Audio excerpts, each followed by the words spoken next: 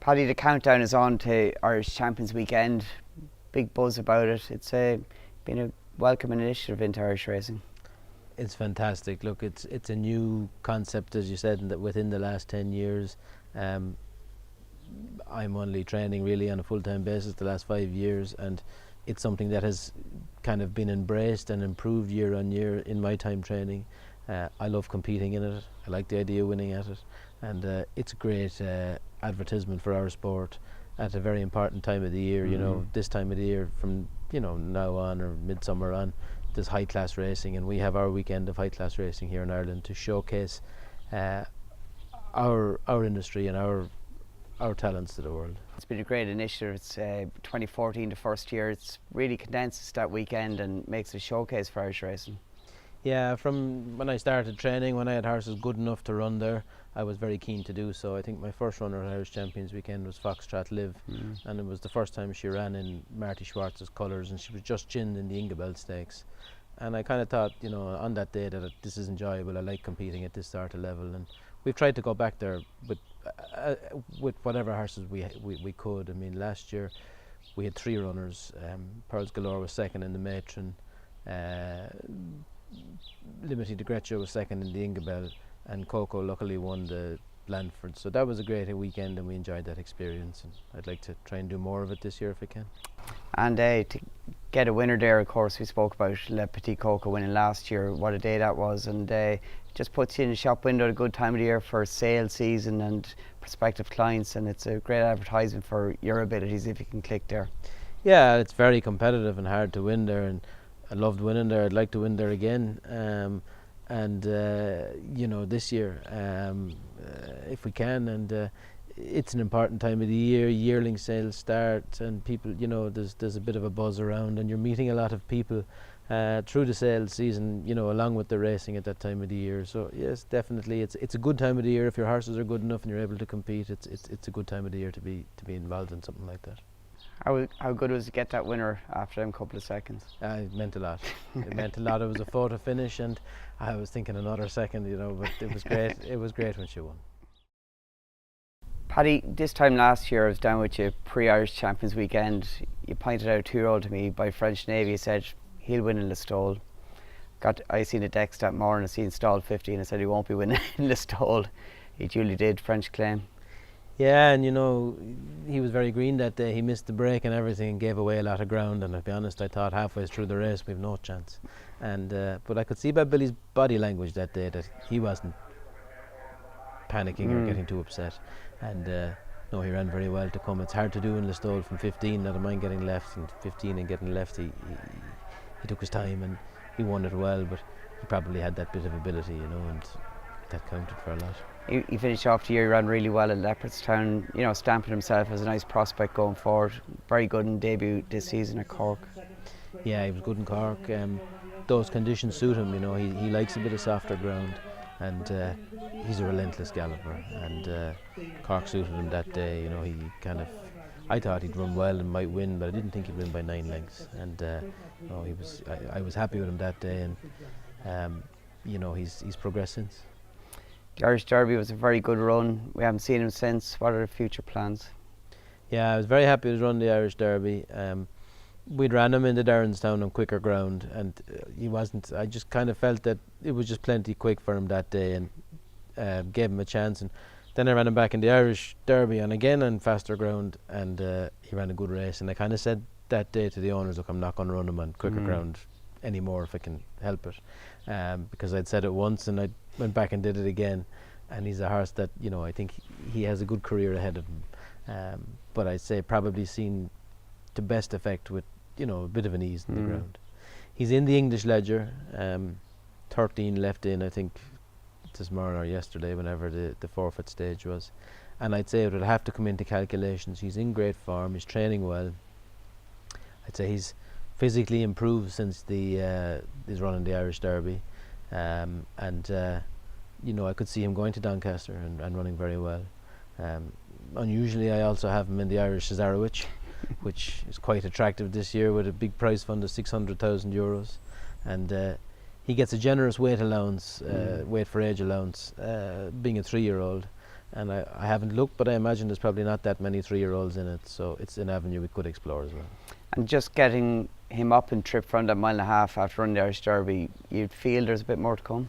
I think so, I think up and trip, whether it'll be the 1.6 miles or 2 miles or whatever it is, 2, I think he'd relish it, And looking ahead to next year, is he a staying prospect? Yeah, I'd imagine, look, his owners are keen that we'd hopefully be able to compete in staying races and cup races, through the years, so he's an exciting horse to have on the team. Paddy, Irish racing, as we say, is very, very competitive. No matter where you go, it's hard to win races. The country maidens can often be as strong as the Curragh maidens, if you like, the Leopardstown maidens, even the winners' races down the country. And Roscommon, you unleashed a nice prospect there, Impact Warrior, recently. Yeah, she's a nice filly. She's just coming there sort of all year. We liked her, and she's just coming ready to run there in the last few weeks. I had her entered in Goran and Leopardstown the previous week.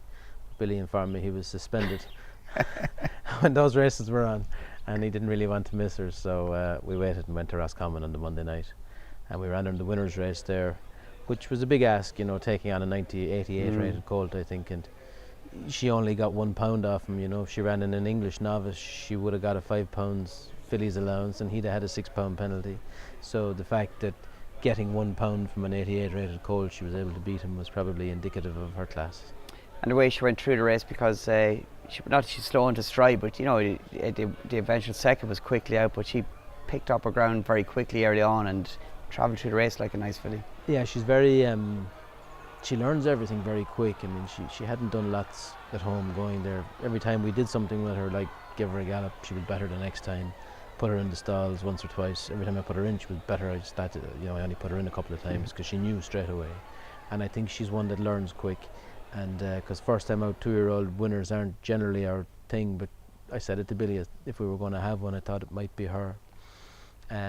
And like you say, she travelled up the straight well against a battle-hardened colt. She has entries in the Rockville, the Fiddy's Mile, the Marcel Boussac. She could run in a race like the Ingabel. She's also entered in the Goff's Million, which is a lucrative race, and it's a good concept that Goffs have on there for their sale, and Marty Schwartz probably keen to pick up a good check like that, so options are open for her. She's good, she breezed there today, and she's ready to run. She'd like a little ease in the ground probably for her first start, so I'd imagine coming into Champions Weekend, that sort of time that any entries she has now are live and real. She just in the spring there, we kind of never really got training her because she kept growing on me, and you can see her there. She's 16.2. She's a big, strong filly, and she just needed that time to fill her frame. But Billy was happy with her today.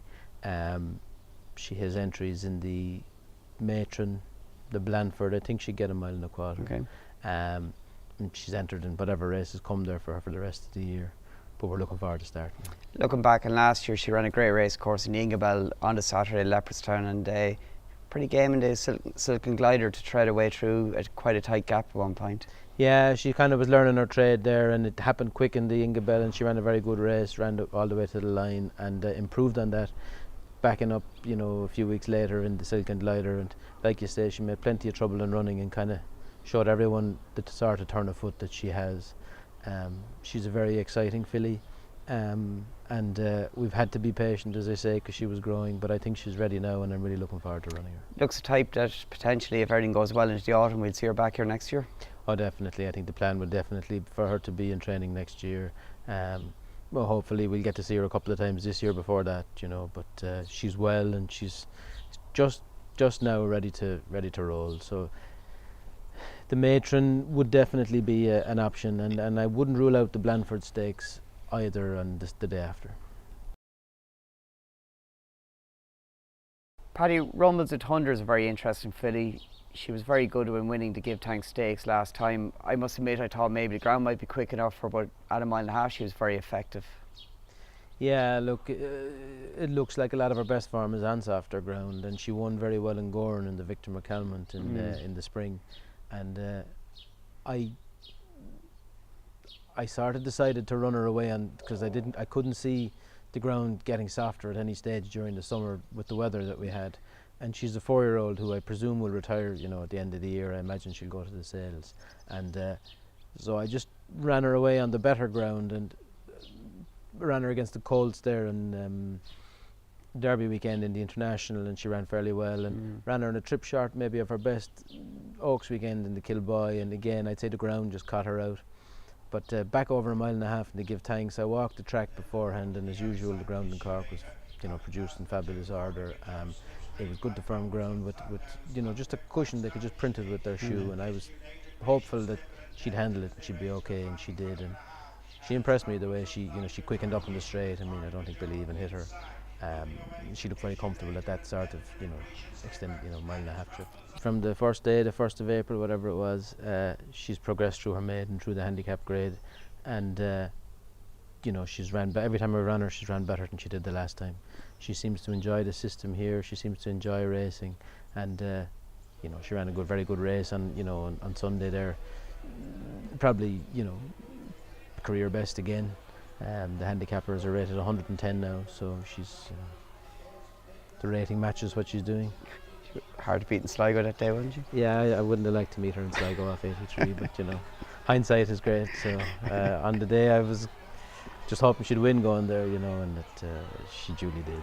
And no, her progress has been good, and she came out of the race in Deauville in great form. You saw her there this morning with the cameras. We don't weigh them, but she didn't lose any weight. You know, there's no sign of a rib. She took the whole experience very well. She's licked the pot since, and I'd be very hopeful of her turning out in Irish Champions Weekend. Paddy, it's a beautiful morning here in County Tipperary. We're heading into the latter half of the season, if you like, into the autumn time. It's been a wonderful year for you. Yeah, we've been very lucky. Right from the start, the horses have been in good form. They've raced well, they've been healthy, and they've progressed with racing. So, and strike rate wise, numbers wise, it's all really come together this year. You've been building very, very quickly over the last 3 or 4 years, but this year has been like a breakout year, if you like. Yeah, no, we've been you know, year by year trying to get better horses, and you know, owners luckily have come and supported us, and we have very nice horses this year, and they're running very well and running at a high level, and we're enjoying the experience. Group 2 winner early in the season, of course, Pearls Galore, standard bearer for the yard, winning at the Curragh, that Landwise race. Yeah, she was good. We talked to Andreas, and I kind of felt there was more racing left in her, and he agreed to leave her in training as a 5-year-old, and it was great. She started in the Heritage and she won that, and then she went to the Curragh and won the Landwades, and she ran well against the Colts in July there in the Curragh, and in France the last day she maybe just was a little bit below her very best, but she wasn't far off it, and it was a good run, and hopefully we can continue to do well with her for the autumn. The Petit Coco, one of your first runners at York, of course, the Ibra meeting, ran a cracker behind Alpinista last week, but that Group 1 win at Pretty Polly, first run of the year, we hadn't seen her since the back end of last year, must have meant a lot. Yeah, it was great. It was great to win a Group 1, and it was great to do it at home there at the Curragh. She loves a bit of juice in the ground. I mean, she can run on quicker ground, but the rain that fell that day was welcome, and it was great to win. And at York, I thought that she ran a good race. It was an exceptional renewal of the Yorkshire Oaks, if you like, with Alpinista and Tuesday and herself, and it was a good battle, and you know, I'm looking forward to the autumn running her on some softer ground now. Just on the York team, of course, and last weekend, of course, Ross Carberry, Earl of Tyrone, 2 horses inherited this year. They've been real standard bearers for you. Yeah, Ross Carberry was our first runner of the season in Dundalk in 1st of April, I think, and she's just gone through all the way. She came through her maiden, the handicap grade, and right up into group company and up to Group 1 level, and you know, every time she's run a better number than the time before, and you know, her progress is great, and you saw her this morning there. She's come out of her run the other day very well, didn't leave a nut, didn't miss a day riding out, and looking forward to, you know, the autumn ahead, Champions Weekend and beyond with her. Earl of Tyrone, he's been a big improver as well, and you know, a great run as well in the Ebor. He ran great, yeah. You know, again, he's gone up in the ratings. I think he's 106 now, and his progress has been good, and he's a horse that I think will keep improving. He's got a berth to go to Australia. I think he'll get into the Melbourne Cup, and that's something that we might look at. More immediately, I think the 1.5 mile race at Leopardstown and Irish Champions Weekend looks right up the street. And just on the year as a whole, like you've built up a reputation for buying a horse and improving a horse to your scent. You can also make 2-year-olds, and one thing that's always been noticeable is your strike rate, though, how you don't seem to run them unless they're competitive. Yeah, sure. Look, we're lucky that we have access to some good horses, and but they've ran well, all year. I like them to be competitive if they're running. It's Ireland's a tough jurisdiction, and I don't really want to turn up unless we have a chance of of running well. And so we try to focus on if they're ready to run, we'll run. Your facilities here are top class, and obviously you're open to more expansion, but you've built it up gradually over the years, and it looks very simple, if that makes sense. Everything flows very well for you as a system for you and your team. Yeah, I bought this farm in 2006, and it was originally a stud farm, and over time there we've sort of updated and improved the facilities as I was able to afford to do so, with a view to maybe going training sometime, and step by step and bit by bit that's happened, and there's a good team of lads there who kind of understand what's happening, and it runs along in a routine, same thing, same time every day pretty much, and it flows nicely, and hopefully we'll continue to improve the facilities and expand the operation. And of course Billy Lee, big part of your team, rides majority of your horses, of course. He's battling out a championship at the minute. Must give you a lot of satisfaction. You've kind of come up through the ranks together, if you like. Yeah, Billy's a high class rider and has always been so, and it's great to see him get the recognition that he deserves. He's not the lightest jockey in the weight room by any means, and his weight is something that he has to continually manage and monitor. So it's great to see him get the opportunity and on the big days to show what he can do, and he's a world class rider. And on your own horses and owners, of course, you have a lot of, you mentioned how competitive Irish racing is, and you got to have the right horse to compete here. You have a lot of foreign owners, if you like, American-based owners, Australian owners. That's a big factor in curing the talent, if you like. You need an outward investment to buy these horses. Absolutely, it's not easy to have horses to compete in Ireland, and I suppose my background in buying and selling and trading horses at the sales for 20 odd years before I decided to go training meant that I was very familiar with a broad network of people that have nice horses, and when I mooted it or mentioned it to them that I was going training, I think they all kept an eye, and once it went fairly well, a lot of them have come and joined on board, and hopefully more will come. But people I'd be very familiar with because I had been selling horses at the sales all my life, and producing horses for sales. So it meant that I had a personal relationship with people that that had these horses, and luckily some of them have decided to send horses to me. That probably is a small advantage, over another trainer who's just setting up training kind of cold turkey, who's done something else or been a jockey or whatever, in that I have a good relationship with a lot of my owners before I train for them. And on that team, York, if you like, France last weekend, Ireland is Ireland and it's a great place, but to compete internationally, you've been to a runner of the Breeders' Cup, and is that the ambition now, or is it just go where the opportunities lie? Well, we'd like to run the horses where they're competitive, and we'd like to turn up. I love top level racing, and I love racing internationally, and the owners that I currently have are very keen on racing at a high level, and being competitive. I just don't want to go for a spin. I'd like to be very competitive when we go. Racing internationally interests me. It's very competitive in Ireland, and if you have the horses that are good enough to be near the top in Ireland, I think you have to travel. We were in France on Sunday, and we were in York during the week, and we really enjoyed those experiences.